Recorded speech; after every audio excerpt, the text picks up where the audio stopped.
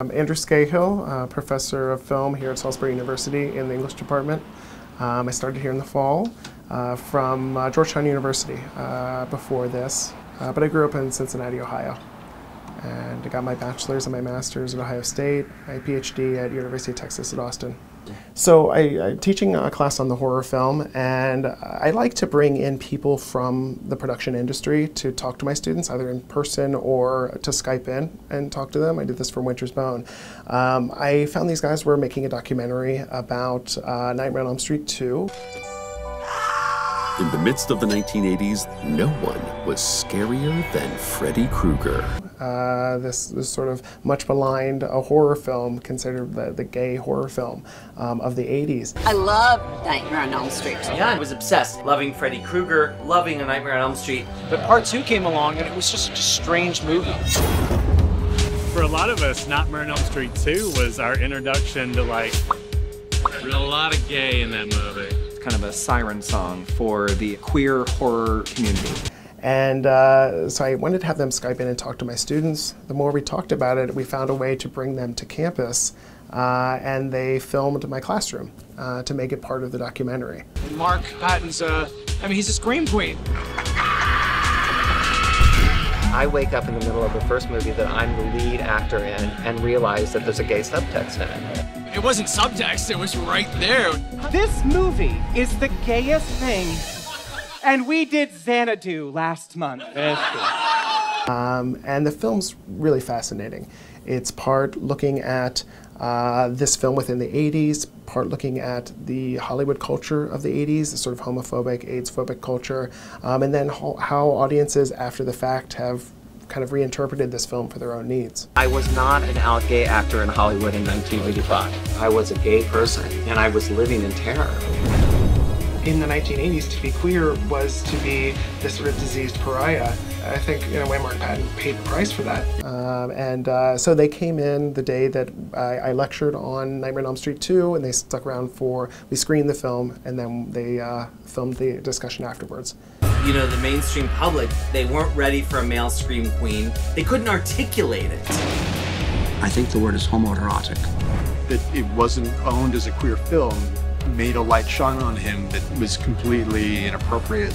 My students here at Salisbury come in with a lot of excitement because I think they're movie lovers, but no one's really asked them to think about these things critically before, certainly not in this context.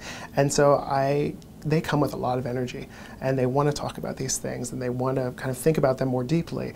And one of the first questions I ask them is, can we analyze something and still enjoy it?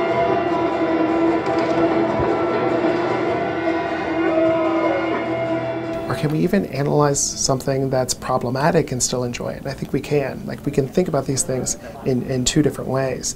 That it is maybe ideologically problematic, but it's also a very enjoyable experience. How do those things work together? I like to teach things that make me curious, that I want to talk through with my students. One of the things I require is that I require my students to take notes during the film, and I collect them. And I grade them to make sure they've filled out an entire sheet.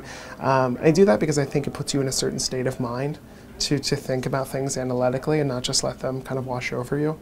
I try not to dictate too much what they're gonna see. I want them to kind of experience it in a fresh way, but I do give them, I call them keywords before every film. I think every film has an ideology. It has things it believes is true, right?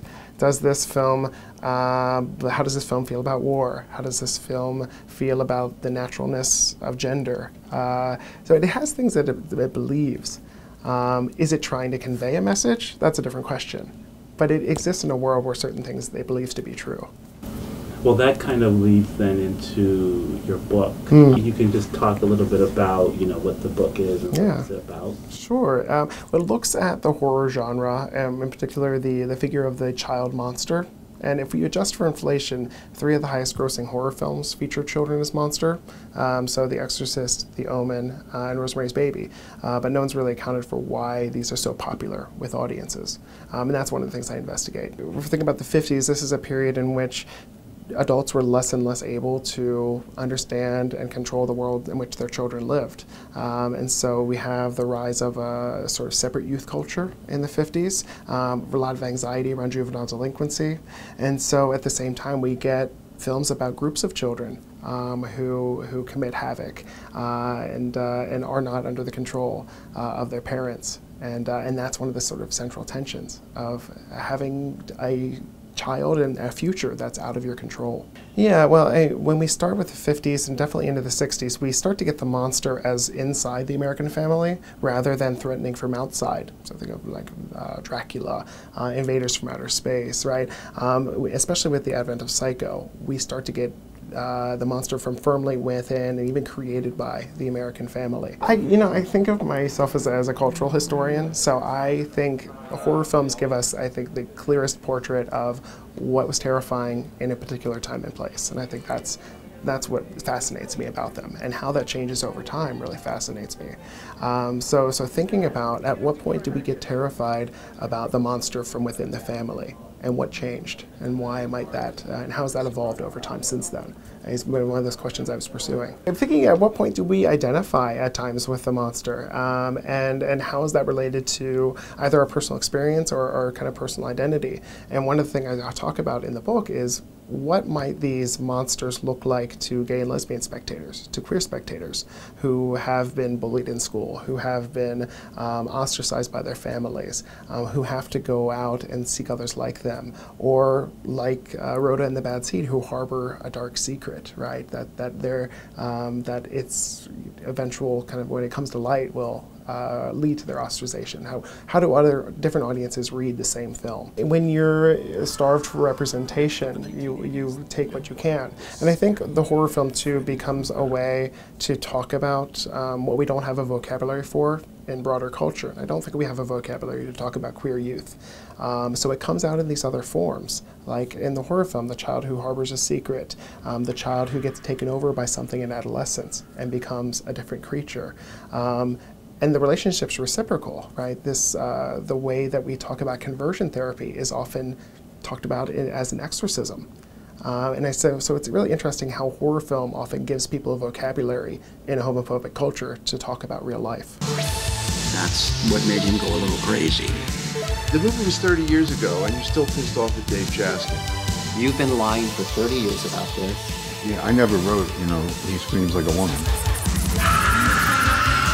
If you don't think that this is all interconnected, then you need to do your math again.